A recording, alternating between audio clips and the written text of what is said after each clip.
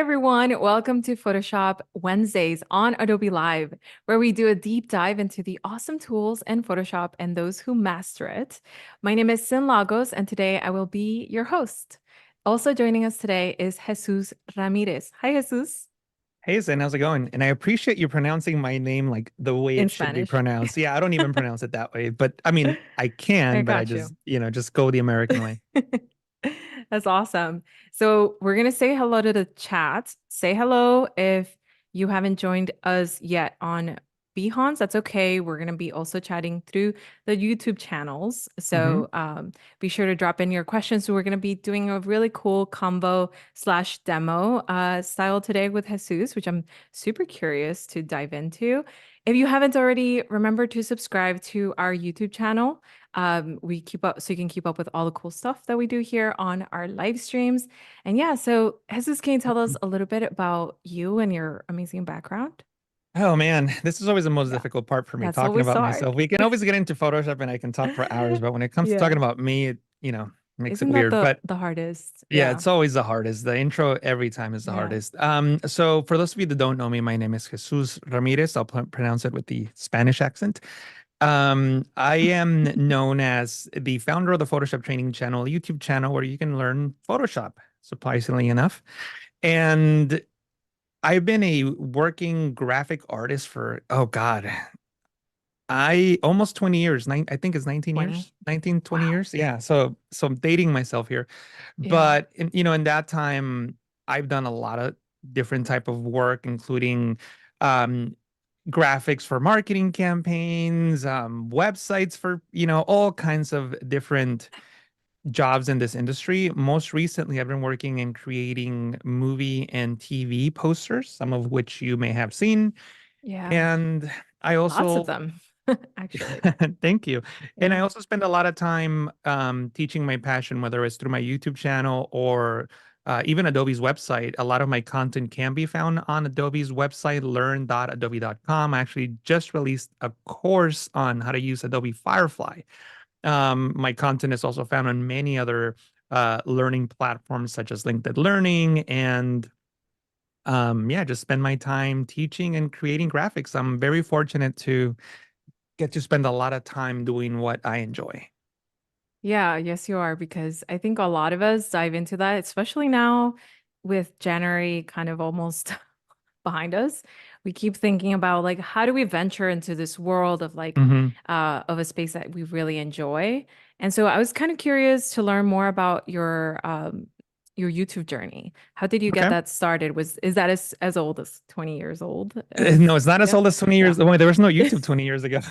I'm like, I don't think so, right? Yeah, Yeah. no, there wasn't. So my YouTube channel started in July of 2012. So it's over 10 years now, over 10 years old. Mm. And at the You joined or time, you started the entire concept in 2012? I started my YouTube channel, the Photoshop training channel, July 2012. Wow. So that's when I posted my very first tutorial, which was how to create a zombie in Photoshop. Oh, really? And Oh, it's that's still there. It's amazing. really bad. Don't watch it. And side story, if you look at anything that you did like a year or two ago and you're not cringing, that's not a good thing. You need to be cringing at your old stuff. That means you're improving, I hope. I think it's a Um, phenomenon in itself, right? To look at yes. yourself or hear yourself. But Oh, yeah. absolutely. Mhm. Absolutely. But anyway, so at the time I was working as I was actually more of a developer than graphic artist. I was working for a marketing company and I was doing a lot of both front end development and back end development. And I really missed doing graphics. Graphics was always what I was more passionate about. So then I, Mm, I kind of started it almost as a side project where like, hey, I don't get to work on graphics that much, I mean, right. anymore. Let me just do fun stuff. And I was already pretty advanced at that point when it came to graphics. So in my mind, I was going to do a YouTube channel where, people like me would enjoy, which meant like more advanced users. But then really quickly, I realized advanced users really don't search that much on YouTube. They do, but not as often as, say, a beginner. So at some point, I made the conscious decision of focusing more on beginner Mm, content.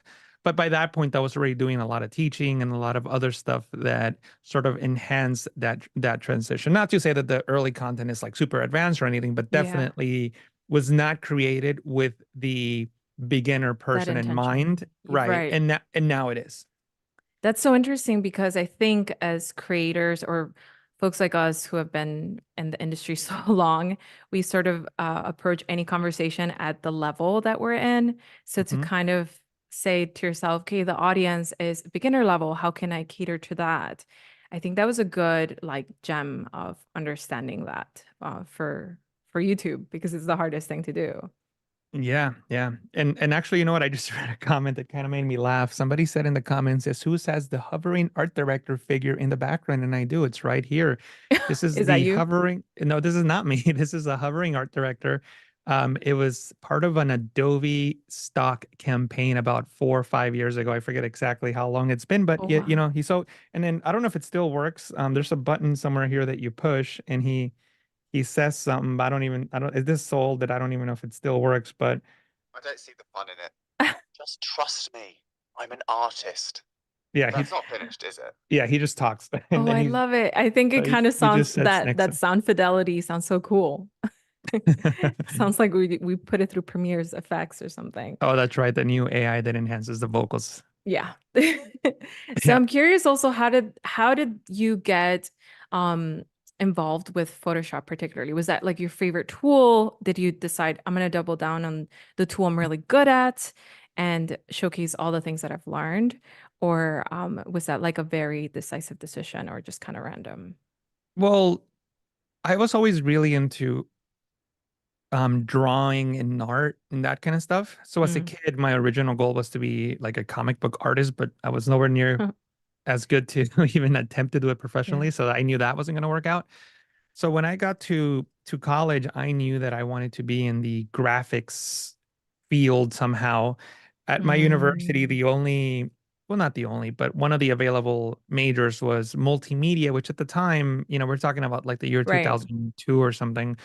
At that time, multimedia simply meant take a class in Photoshop, a class in Illustrator, a class in Premiere. You just take all these Adobe based classes and then you have a BA in multimedia. So that's what I did.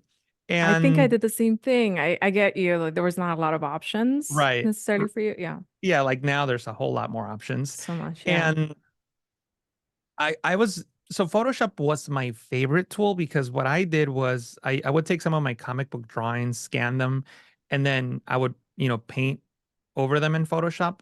But it wasn't like the tool that I used the most. I was actually more interested in like After Effects. So I have a lot of like student films that I made, and I was, you know, making, you know, like the classic Star Wars type of movie Right. where you The add the lightsabers. And, slides. yeah, and that's, you know, that back in those days, you know, you had a, I remember That was spending two cool. Yeah. weeks, you know, doing 45 seconds worth of footage because you had to like keyframe Right. everything by hand. So I spent a lot of time in After Effects. I'm no longer good at After Effects, but at one point I was probably better at After Effects than Photoshop just because I was using it a lot more. Interesting. Yeah. But you know, graphics at the end of the like, you know, like still images, I should say, was always more appealing to me. At the end of the day, even though for a while there, making films was probably something I spend more time doing. Did you find yourself you doing compositing right off the bat, or was that something more of Oh yeah. and the industry was demanding it and you've ventured into that space? Well, in see, A little I bit of don't know. both. I don't know if this is like controversial or anything, but in my Yeah. mind, you know, like there is definitely an art in beauty in taking a still photo and then using different types of tools and sliders to, you know, give it the feeling that you want that image to portray. Absolutely. Right. But in my mind, I wanted to do so much more than that. I wanted to like create a whole new world that would never exist in reality. And the only way of doing that is through compositing. Mm. Um, or fool the eye into thinking that something is real when it's not. So like some of the best compliments I got on some projects that I've worked on is, "Oh, where'd you shoot that photo?" And I'm like, "That's not a photo. That's like seven different photos, you know, put into one Right. or whatever the number was." So like in my mind, when I started, that was like the very first like the very first time I used Photoshop was to I had a Spider-Man drawing and like I, you know, did a whole bunch of things to it in Photoshop and made it, you know, it was a digital painting at the end of the day. The second thing I did in Photoshop was create a composite of It was 3 images. It was just a soccer field and two soccer players, going for a ball, like in a, like an action shot. Mm, And that was it. I just remember working on that project, and it took me like, like if I were to do it today, it'd probably take me like no more than a minute. But that particular project probably took me 2 days because I didn't know how to use it, and I was just clicking on everything to see how things worked and trying to figure it right. out. And I remember that it was a good composite for never having composited anything else in Yeah. Photoshop before, but not good overall. Like I've seen it recently and it's terrible. But the point is that once I saw that I could do that, then I was like in love. I was like, oh, this is great. Like I'm gonna That's keep doing so this. so peculiar because I imagine that during that time, you also kind of came to learn how tricky it could be to blend this thing or have this idea in your head and then try to use the tools that I imagine at that time were very different in Photoshop, right?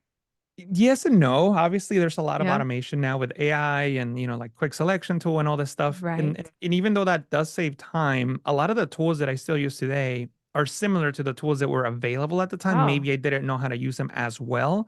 Like one of the things that I use all the time now is like a channel-based selection, which is something you could have done back in those days. yeah, tried and Um, true. yeah, Hmm. polygonal lasso tool that was around back in those days, layer mask. So yeah, a lot of those things were around back in those days, but Mm. certainly tools like the select and mask workspace was not around. Photoshop CS6 came out with the oh my God, I forget the name of the refine edge tool, which is no Right. longer around. And there's things that Do you have have been new tools today that replace some of the workflows that you had before, that you're grateful I would for, or maybe not so much, like I wouldn't say replace, I would say improve? enhance my workflow. Okay, There's I very rarely will I say I will never use this tool because something new it's better. Like I'll right. give you the perfect example. The remove tool is amazing. The remove tool works just like the spot healing brush tool. So why would I use the spot healing brush tool when I have the remove tool? At the time of recording this, the remove tool doesn't allow you to use the fade command. For those of you that don't know what that is, it simply means that you can reduce the opacity and sometimes the blending mode of an effect that you apply. For example, with Hmm. the spot healing brush tool, you can remove a wrinkle. I'm in the belief that you shouldn't remove wrinkles. I think you should minimize wrinkles just to not make them distracting. So If it's part of obvious, you, you right? shouldn't you shouldn't remove it. That's my opinion. Sometimes clients do ask you to remove it, and at that point, you're just a hired gun. And if Right. as long as the check clears, yeah, You sure, I'll really, I remove it. think in your industry, you have to navigate those like Yes, controversial questions of yes. the tools that, I mean, the techniques that you use and whether you should use them in certain situations. Absolutely. Hmm. The point is that the remove tool doesn't allow you to use the fade command, which allows you to reduce the intensity of the effect that you applied. Oh, So then in that interesting. case, the remove tool is so good for some things, but not so good for everything because if I want to use the fade command, I can't. Now we're talking about, AI, right? AI could I was gonna re say, yeah. remove everything, but there's also limitations with AI, right? Sometimes you might not get what you want. Sometimes the prompt doesn't give you what you want.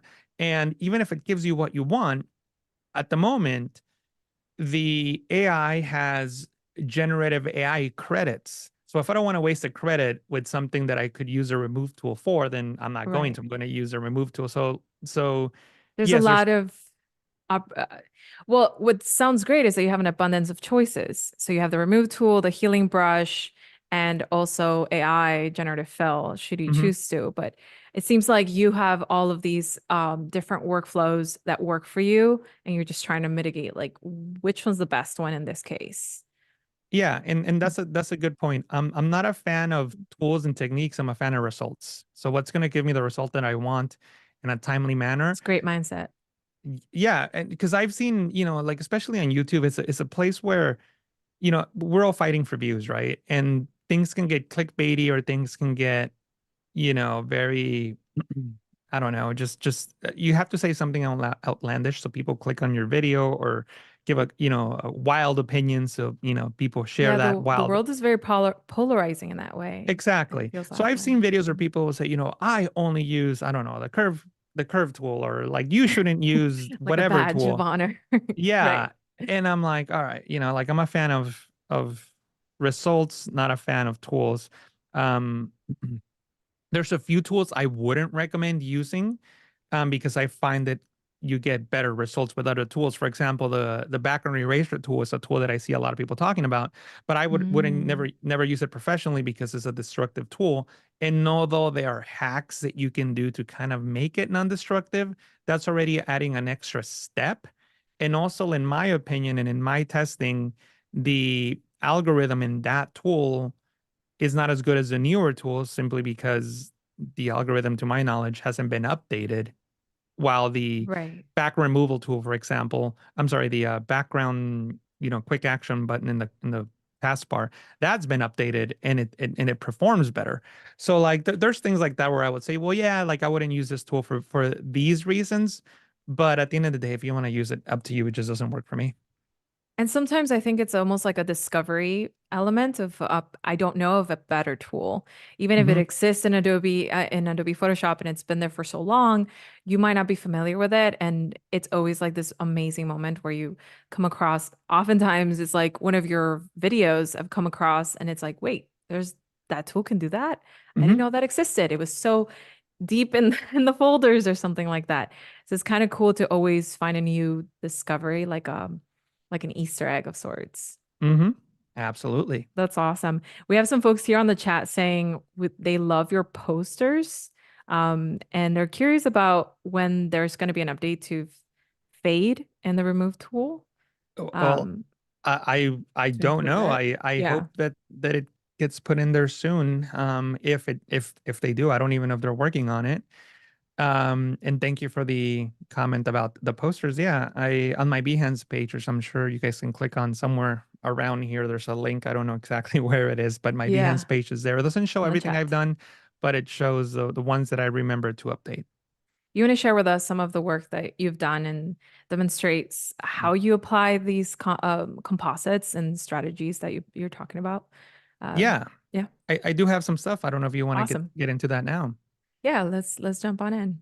Yeah, so if you guys don't mind switching me over to my screen, and And I'll folks on the chat, let us know if you have particular questions about compositing, career moves. I know we're just at the very start of the year. There's so many ambitions and mhm. wonderful directions that we can all take in this creative industry. And I think Jesus's trajectory can be a great example of that. So definitely drop in those questions. And we're going to get to see some of the work of Jesus for those of you who are just joining us. Awesome. So this here is the CBS page. If you don't know CBS, if you're watching from like somewhere outside the US, CBS is just the network that produces different TV shows here in the States. And this NCIS poster is one of the latest ones that I've worked on that's been released. There's others that I've worked on that are not out yet. So this is the poster here, and when you click on it, it goes to this room here with these people sitting down. I worked on this as well, and I'm going to show you what that looks like. I also want to point out that posters are a certain size, but then we have to work with larger sizes because we have to accommodate for like Instagram posts or like different widths. So it's not just the movie poster that you see, like the regular portrait poster is actually like this giant file. So I want you guys to keep Mm, that in mind. And for this NCIS poster, this is what the final PSD looks like. By the way, these files are huge. These files are like 8 GB or something. I don't know really? specifically Wow. how big this one is, but here, let's figure it out. Here's the trick. If you right click on a tab, you can show reveal and explorer, and it'll open up a window with the file here. You And can learn this the one is, specs. oh, actually, this one's not that big. I thought it was bigger. Yeah, this one's only 1.2. There's other files that are way, Is way there a bigger. particular reason? Are you prepping it so that it also is available for print? Is that something, the reason why Yeah, it's so big? that's the thing. So it depends on the client. So like this, Mm, I don't remember specifically about this particular template, but some clients prefer the files to be super huge, 300 DPI, just in case they print it, even though they might not. So it just depends.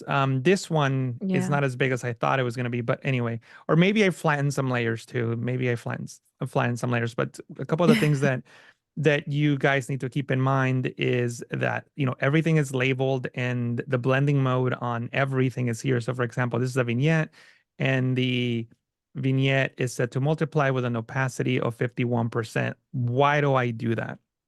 Imagine that I hand this file over to whoever the client is. 99% of the time they're going to do something to it. They're either going to decide to move the logo up, to move the logo down. In this case, the logo is not even on the file that I handed to them, so they're definitely going to drop it in there. They might want to add extra content, like for example, this stuff right here, like at CVS, Paramount Plus, new season, whatever they want to add to it, right? So somebody else is going to touch this file. So imagine Wow. that the next designer, whoever drops in the text, they are fumbling through the file, and next thing you know, they get to the vignette layer, and they, whatever reason, change something, and like now they accidentally press 0 on the keyboard or whatever, and now the opacity is set to 0%, and now it doesn't look like the way that it used to. So it helps them figure out, oh, is this layer set to multiply? Yes, it is. Opacity is supposed to be 51%, but it reads 0 here. Oh no, that's where the mistake was, or like the issue is. So now they have a clue of how to fix it, if that makes sense. That's so cool that you have to prep it for collaboration. Sometimes I think the file kind of begins and ends with you, but then sometimes it kind of runs through a lot of different people Hmm. that you might have direct conversation with, Right. which is, I think, a peculiar part of the workflow that is kind of hard to navigate because I think that in the past we didn't have a lot of tools. We just Hmm. kind of made it up as we went. But now there's a lot of communication tools within Adobe that help collaboration. Have you found that Hmm. helpful in your workflow? Well, yeah, and you know what? I just want to say really quick, talking about collaboration. I just want to point Yeah. out that this particular project was a collaboration with my good friend Lisa Carney, who has been on Adobe Live before. So Yeah, we in love in Lisa. this particular project, Lisa primarily worked on the talent, which are the people in the poster, and I Oh, primarily interesting. worked on the background. So yeah. So just wanted to, give her shout outs. And this is why this is just a flat layer, because while I'm doing the background, she's working on the talent. And then we So just as put the two to it already starts with at least two people in collaboration to kind of complete the process. absolutely. Wow. Absolutely. And I'm so sorry, Sin. What was the question about collaboration? Oh yeah, that if you found any new tools within the collaboration Y- tools within Photoshop that have been helpful. Because I know for me, like organizing folders is definitely something that I do because I'm keeping in mind the next designer. Yeah. Um, Yeah. but there are like within the Adobe, they've created new tools to Hmm. be able to actually communicate within Yeah. Adobe. To be completely open with you, the putting the notes on the layers helps a lot. Color coding, global effects, and then background and the different of the image Oh, helps a whoa. lot. But the thing that we don't use that much is the comments feature yet. Just because in I'm making a very general statement here. Some of the clients only allow us to work within their like cloud systems for privacy purposes. So we're not allowed to like upload one of these PSBs. They're not even PSDs, they're PSBs, Photoshop big files, because Photoshop PSD files only allow you to go to 2 GB. But anyway, um, the depending on the client, we may not be allowed to use a cloud service that is not theirs. So for that reason, we can't use a lot of the Creative Cloud um, Mm, features. But again, oh, I'm being interesting. super general there. Just Right. but Yeah. in that context, so then if we can't do it for all, then we just don't. We just like we will literally have what we'll do is we'll create a layer, and then literally with red, we'll say, oh, you forgot the break there, and like there's this frame is not No supposed to be there, digging. Yeah. or whatever. Instead of a red pen. Yeah, exactly.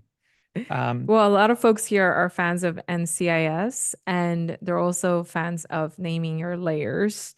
I think it seems to be a game changer for a lot of folks. I think it's something kind of like underrated but very vital in right. the industry. So that's awesome. I was also curious about like how do you I know because you're also a mentor in these spaces. So when you're creating these composites in collaboration with other talents, with other creators. So that in itself takes like a skill set. But then you're also an educator on YouTube, which you've garnered a lot of accolades and attention. You have your plaque up there, not very little, very big. That's amazing. So, and I know some folks here are fans of your work there. So I was curious, how do you mitigate like what is a need, and like what tools do you teach? How do you say, well, this is a tool worth teaching at this time? I would say there's two things. Number one is I've been doing it long enough that like I know more or less what people are looking for, which is not to say it's the same thing as what they should know. Those are two very different things. For example, when people search, one of the most searched things on YouTube when it comes to Photoshop is how to remove a background.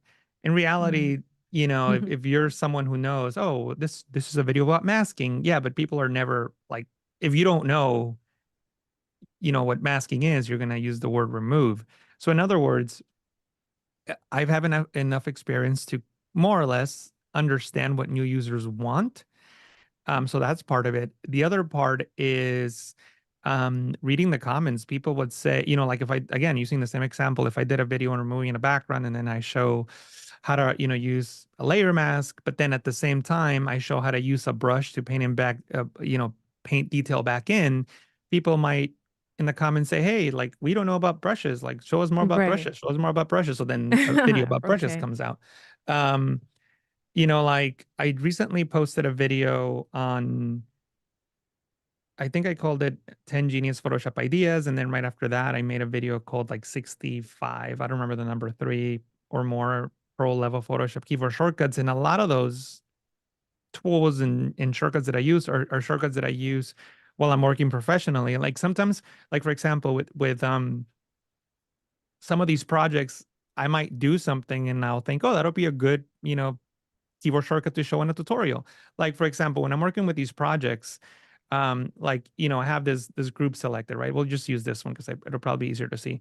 And I have two monitors, right? I have one here and I will have one here. So if I have some panels here and another panel here on my right, and I want to like move a layer, I'm not gonna like move my mouse over to this side and then drag the layer over on this side or whatever. Like I'll just use a keyboard shortcut, right? So control bracket key. So see how I can just move the layer up and down just by using a shortcut. So like if I'm working and I'll do something like that, I'll think, oh, this is really cool. Like people may not know that. Let me use that in the next video, my keyboard Mm. shortcuts video. So that's mostly how it works. It And I seems think like you that's have a second sense now because you've been practicing it for so long. Maybe you have a close, intimate relationship with your audience, which I think we all kind of hope for, especially as we're starting off. If anybody's kind of entering into the space today, there's so many ways to go about it. But I think key number one, from what everything you're saying, is to know what your audience needs. Am I well, you right? have to be in it, right? Like for example, I couldn't start a YouTube channel on golfing because I don't golf, will never golf in my life. And could I fake it? Like could I create a relatively successful YouTube channel on golfing? Probably, because I've created content on YouTube for so long now that I kind of know, about click-through rates and titles and retention The rates and the all this. template of sorts, Yeah, like yeah. the Will I bones. have the Yeah. best golfing YouTube channel? Of course not, because I'm not into it, and like, will I create content that's not relevant? Sure. Will I piss people off? Maybe. People will be upset. But um the point that I'm trying to make is that I am in this industry. Like I am. So like there's people who do what I do on YouTube that have never been a professional designer, and like no hate, just people do what they want to do and that's cool. But I never wanted to be that. Like I wanted to come from a perspective of like, hey, this is what I'm doing in an actual working environment, a high level working environment. This is what works for me. So let me show Mm, you what works for me, right. rather than I've never been a professional designer, but I just go watch a bunch of other YouTube videos and like rehash them together, possibly package it better and sell it better to an audience and get a bunch of followers. I never wanted to be that. So like I always try to speak from a professional perspective to a beginner. Like a lot of times, some of the comments that I get, people would say, well, why will I do all of that work? Like maybe, maybe naming layers or maybe using a layer mask. And I'm like, well, if you're just doing it for yourself and, nobody's ever going to see this and it's just you, messing around with your friends, and that's cool. You don't have to name your layers. You don't have to use layer masks, no problem. But I'm speaking coming from, hey, if you want to do this professionally one day, this Right. is what it is. And sure, things may change, of course, but at the moment, this is literally what's happening right now because I'm showing you something that worked for me on a project that I just did last week rather than, oh yeah, I used to be a graphic designer 20 years ago and now I just teach, which is totally cool. Or I've never been a graphic designer, graphic artist, or anything, but I can create good content and I, teach. But it's just at the end of the day, I see that as teaching from like, watching other Your own videos or whatever. experience. And it's Yeah. not really your experience. Yeah. Right. Yeah. There's a lot of level of imitation, but I think that can only take you so far in that space and YouTube as a channel or as a venture. But I can see that this is like from your own experience, from things that you're constantly encountering in your industry, which you're trying to just share that knowledge. And I noticed that YouTube, I mean, it wasn't always an education space. It was often like more of an entertaining space or like Mhm. humor. And then it started to become educational, but maybe for things like food and fashion, which is ironic. They sound the same, but yeah, not so much for the design industry. Did you find yourself like kind of at the start of that? Because it seems like you started really early. And if so, how did that impact your like personal career, Yeah. being in YouTube? I didn't start early. There was a lot of people who started way before me. Howard Pinsky, who now works for Adobe as an evangelist, was one of the first Photoshop guys on YouTube. Good friend of mine. Another good friend of mine, Aaron Nace from Flern, he started a few years before me. So there was definitely, people who started before me and were successful by the time I started. Going back to something you said as YouTube used to be, or you mentioned entertainment in the YouTube platform rather than education. When I first Mhm. started my YouTube channel, I was trying to educate in what I now called like the older way of teaching. And what I mean by that is I used to when I started getting to Photoshop, I got obsessed with learning it. So I started buying a bunch of books, buying videos, and shout outs to my good friend Deke McKellen, who was actually just a guest on my YouTube channel. We did a stream together. He, in my opinion, is one of the greatest minds when it comes to Photoshop. He knows the ins and out of Photoshop. He's incredible. Um, I bought one of his courses that was about 30 hours long back in 2001-ish. And I just devoured that course, seen it a million times and learned a lot. But not specifically his course, but in that generation, in that era, um, courses were very educational, which is good. But on YouTube today, there needs to be a level of entertainment. We're all competing for eyeballs.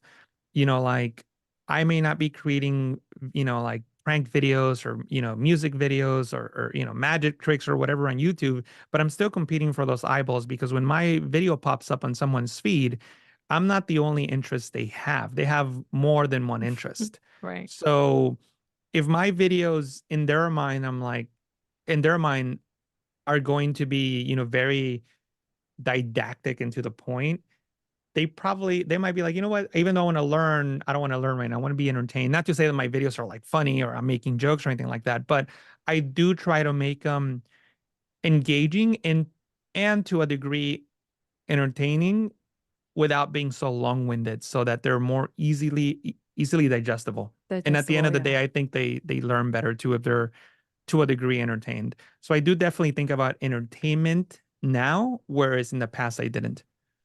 Wow, that's so interesting. So kind of like a hybrid of the two. Hmm. because it's just as vital, right? You're competing for so many eyeballs, I could imagine. Do you find yourself like, for example, I know the Adobe Live has a pretty huge community. Hmm. I got to see you at Adobe Max. That's Hmm. super awesome. So do you find like those communities uh give you that kind of feedback to be able to continue to grow and like evolve in both your career and on YouTube, which seems like kind of parallel to each other? Yeah, there's definitely a parallel. But I'm gonna separate them to answer your question. Sure. Speaking specifically to the YouTube thing, not so much going to events. It's weird to say, but it's almost like the people that I'll never even know about. Mm. And I'll explain what I mean by that. I received an email once that completely changed my perspective on how my teaching impacts people. In my mind, I always thought, oh, well, people appreciate my work because I helped them create a Christmas card, or I helped them get a job somehow, or, I helped them complete a project for school or play a prank on a friend or something like that, which is totally cool and I love it. And which is what most people have said to me when they've talked about how my work has affected me. But the real thing that affects me, like, and that I think about often, is Mhm. people that I probably will never hear of.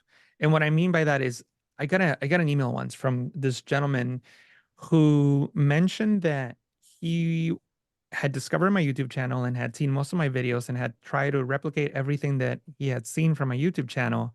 And he was using it as therapy because he had recently been in an accident where he lost his hand. So he was Oh my using gosh. YouTube and my videos as a way of coping and Mhm. rehabilitating himself and just keeping busy.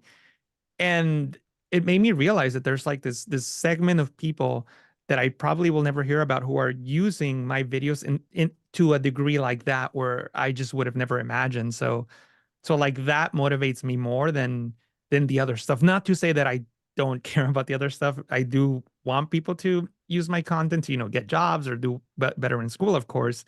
But this other side of helping people through a very difficult situation is actually more inspiring to me.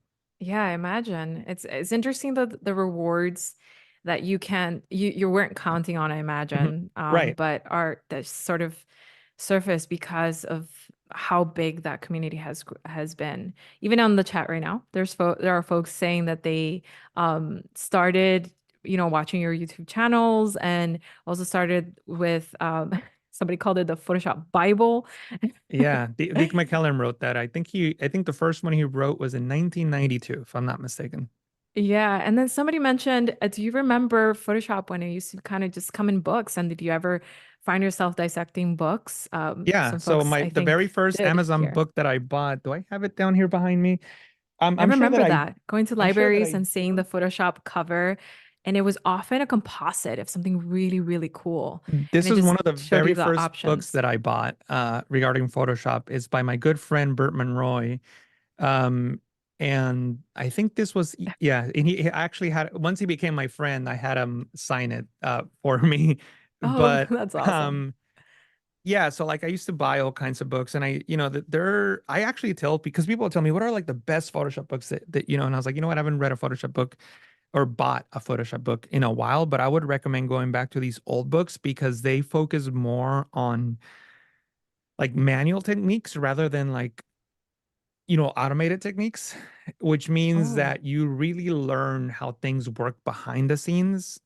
One of the best books on channels is called Channel Chops by Burt Monroy, and it came out like in 1992 or something. And wow. channels haven't changed. Channels are channels, and if you really want to learn channels, that's a great book to buy. But people probably wouldn't think about buying it because a book that came out in 1992 must be out of date. And sure, well, there might be certain things in that book that are out of date.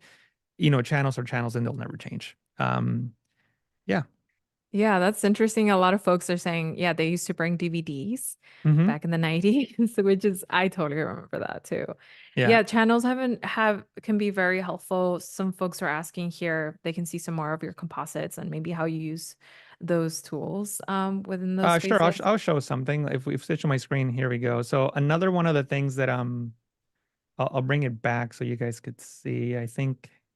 I Here, was, I'm I think, gonna, telling you when we were on air yet, I was telling you that it's kind of interesting to watch your work because at first you're just sort of dissecting it, like which one, what was done here? Because right. the whole point of your job is that it can't be that obvious anyhow, it has to blend Sure. together. Here, let me show you something. So this is the same show, NCIS, and NCIS. they needed this background thing here. You know, they got the cast and then this background. So a lot of this was composited together. It really wasn't one image. So this is the approved composition here. And as you can see, the final one has a lot more.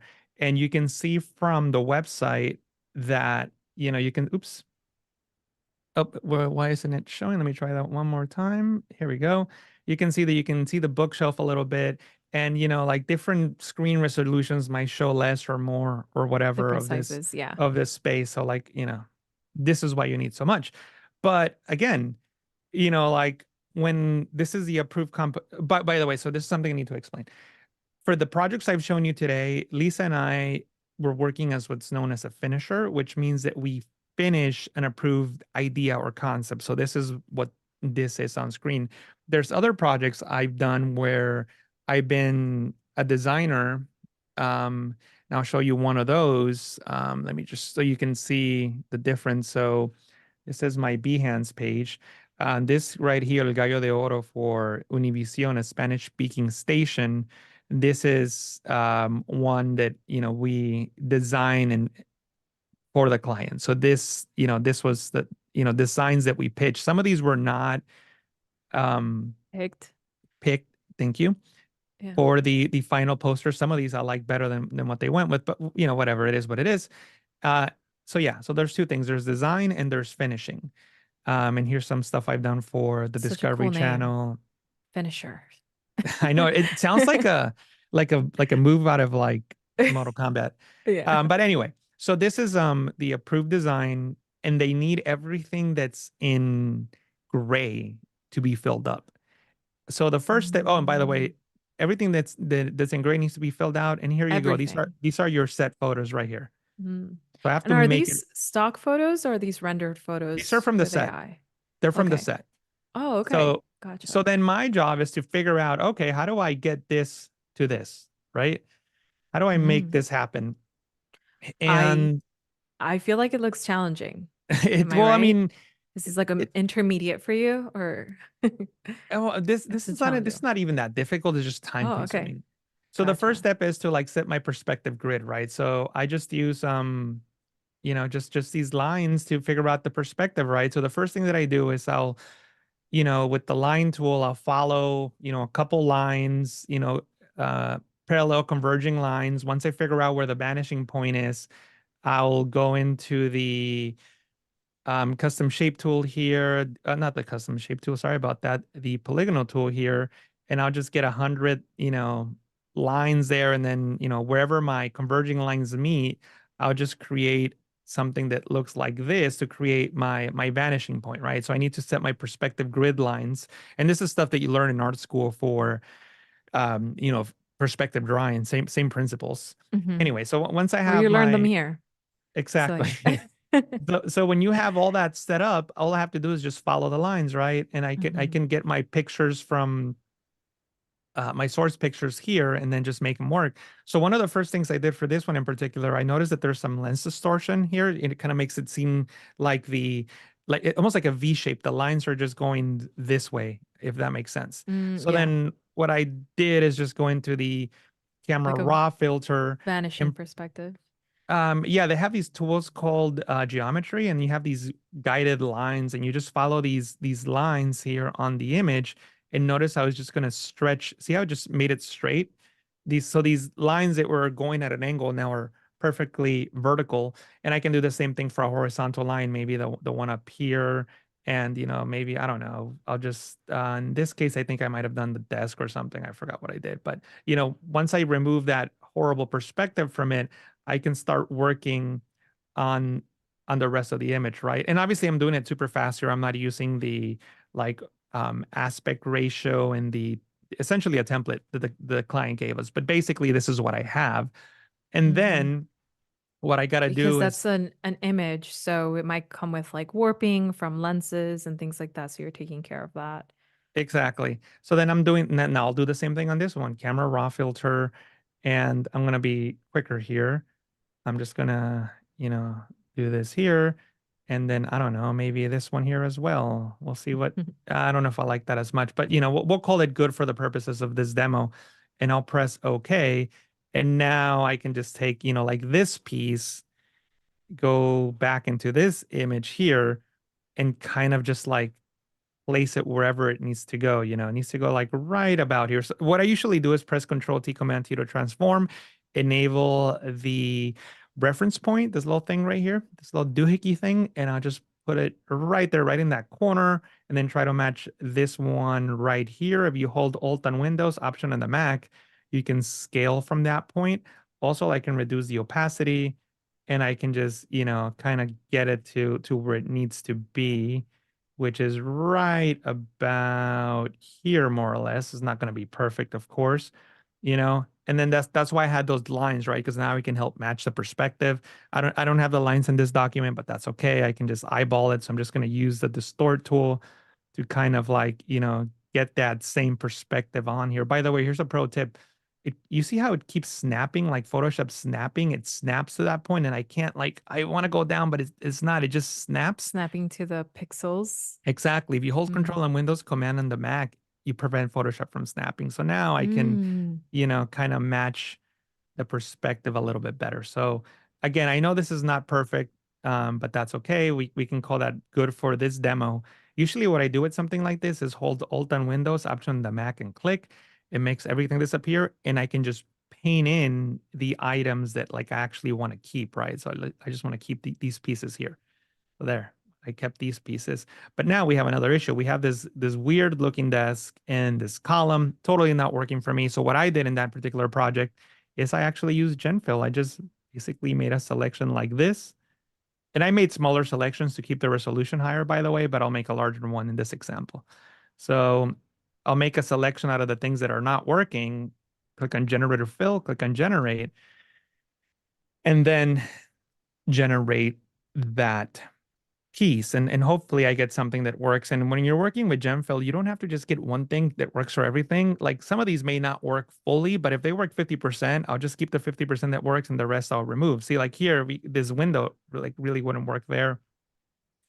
Is this Yeah, a like so. point with generative fill? I'm curious if is this a point where you would have to discuss, does this fit the ambience just sort of to continue to honor the film making process of the set?